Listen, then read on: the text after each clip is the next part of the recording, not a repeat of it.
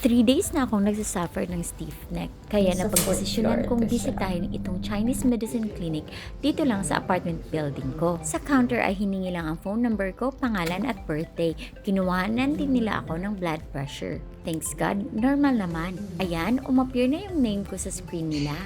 Kadarating lang din ng doktor, 7:30 PM ang clinic hours niya. SOP lang ang mga question niya sa akin, kagaya ng paano ko na-experience to, kailan nag-start, anong pain level.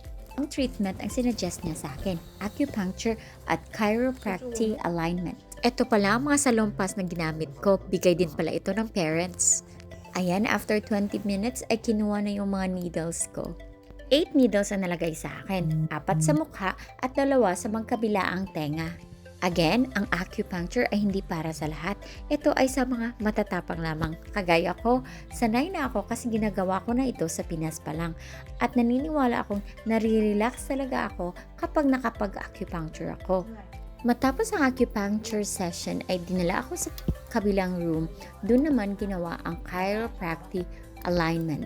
Grabe, ang sarap sa pakiramdam.